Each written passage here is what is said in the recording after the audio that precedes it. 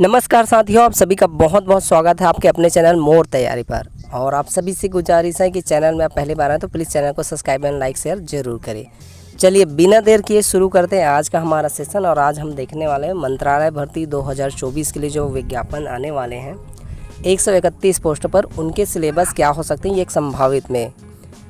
तो मैं किसी तरह से इसे स्पष्ट रूप से नहीं कह रहा हूँ, बाकी एक संभावना हो सकती है इस टाइप की जो सिलेबस है उसमें शामिल किए जाते हैं।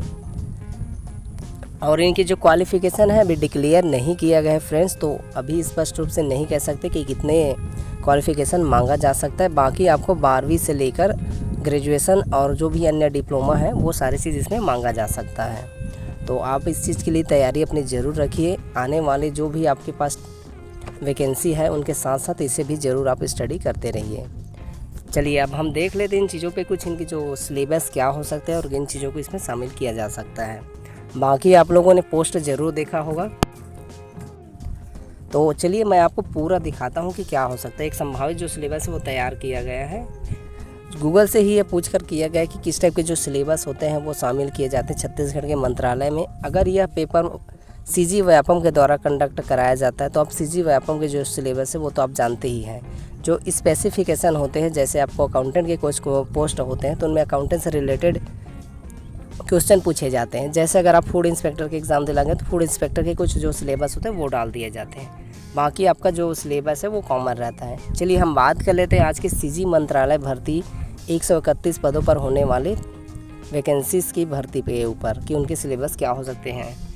और उम्मीद करता हूँ उनकी पोस्ट आपने देख लिया होगा, अगर नहीं देखें तो पुराने वीडियो में जाके आप देख सकते हैं, लिंक मैं डिस्क्रिप्शन में दे दूँगा। चलिए आज देखते हैं।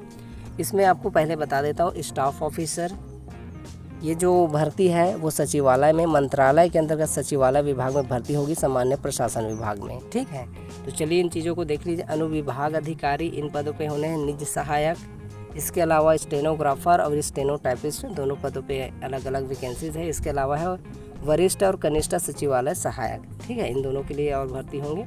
तो इस टाइप से इनकी जो भर्ती है वो इन सभी अलग अलग पदों पे होनी है। बाकी 131 पोस्ट है। अब मैं आपको यहाँ दिखा देता हूँ, बहुत सारे जो व्यूवर हैं उनकी क्वेरीज था कि प्लीज़ इनके ऊपर सिलेबस हैं वो क्या हो सकते हैं वो बताइए। तो मैं ये फाइंड करके लाया हूँ दोस्तों। बाकी ये संभावित है, इन चीज़ों को शामिल किया जाता है, मैं किसी टाइप से डिक्लेयर नहीं कर रहा हूँ।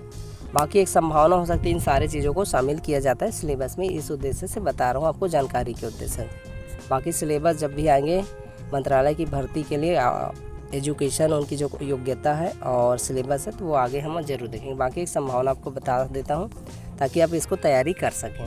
ठीक है, जैसे ये अलग अलग टॉपिक में बांट दिए, बाकी मैं आपको कंबाइन बता देता हूँ। छत्तीसगढ़ का जैसे आप सामान्य अध्ययन करेंगे, छत्तीसगढ़ के इतिहास, भूगोल, संस्कृति, अर्थव्यवस्था, भारतीय संविधान, राष्ट्रीय और अंतर्राष्ट्रीय घटना, ये कॉमन रहता है। तो इन चीज़ों को भी आपको पढ़ना पड़ेगा। इसके अलावा सामान्य प्रशासन में अगर आपको पूछ सकते हैं तो सरकारी योजनाएं, प्रशासनिक कार्य प्रणाली, सरकार की नीतियां और योजनाओं की जानकारी के बारे में पूछा जा सकता है। इसके अलावा प्रबंधन और प्रशासनिक योग्यता में प्रबंधन के सिद्धांत, मानव संसाधन प्रबंधन, नेतृत्व कौशल। और लेखन संवाद में आप देखेंगे तो रिपोर्ट लेखन, आधिकारिक पत्राचार और प्रेस विज्ञप्ति तैयार करना। तो ये स्टेनोटाइपिस्ट जो होते हैं उन सब चीज़ों को कंबाइन करके कोर्सेज बताए गए। तो इन सब चीज़ों को आपको पढ़ना पड़ेगा या इन टॉपिक पे क्वेश्चन पूछा जा सकता है। इसके अलावा आप अनुविभाग अधिकारी में देखेंगे तो ये अलग अलग पोस्ट वाइज बांट दिए गए, बाकी ये कंबाइन होते हैं। तो इनमें देख सकते हैं हिंदी और अंग्रेजी भाषा दोनों भाषाओं में व्याकरण और वाक्य रचना, शब्दावली, इन चीज़ों को आपको स्टडी करने होंगी। ये कंबाइन क्वेश्चन है, कंबाइन सिलेबस है। हिंदी, इंग्लिश, अंग्रेजी, प्रैक्टिस, साहित्य और तकनीकी अनुवाद, अंग्रेजी साहित्य, सामान्य ज्ञान, भाषा विज्ञान, बुनियादी अवधारणाएं, ये सब आपको स्टडी करने होंगे इसके अंतर्गत। तो ये सब यहाँ लिखा गया है, ये देख सकते हैं। इसके अलावा आपको प्रेस लेखन में समाचार लेखन और संवाद कौशल, ये सारी चीज़ आपको देखा जाएगा। ये सब सिलेबस होते हैं। निज सहायक में भी इन्हीं चीज़ों को शामिल किया गया है और इनमें कुछ विशेष है वो आप समझिए। सामान्य ज्ञान में आप वही छत्तीसगढ़ और भारत के बारे में पढ़ेंगे, साथ ही समसामयिक घटना के बारे में पढ़ सकते हैं। टाइपिंग और शॉर्ट हैंड के लिए हिंदी और अंग्रेजी में टाइपिंग और शॉर्ट हैंड कौशल होनी चाहिए आपके पास। समाचार लेखन में आपको पत्र लेखन दे सकते हैं, लेखन और संपादन की कौशल दोनों होने चाहिए।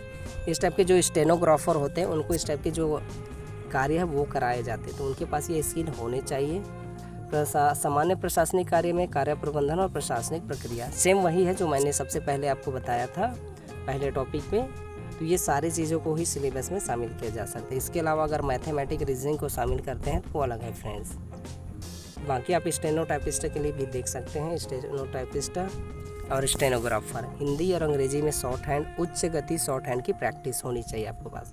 आप लोग ज़रूर जानते होंगे कि 8000 प्रति घंटे के डिप्रेशन की के साथ इसकी जो भी वैकेंसी आती है कंप्यूटर डिग्री या स्टेनोटाइपिस्ट, इनमें उनकी योग्यता पे मांगा जाता है। तो आपके पास ये कौशल होनी चाहिए। टाइपिंग में आप देख सकते हैं हिंदी और अंग्रेजी टाइपिंग में दक्षता, न्यूटन टाइपिंग स्पीड की योग्यता होनी चाहिए। सामान्य ज्ञान में आप भारत और वही समसामयिक ये सारी चीज़ पढ़ेंगे। प्रशासनिक में भी वही सेम स्टडीज़ करेंगे। तो सिलेबस आप सभी देख सकते हैं सबका सेम है।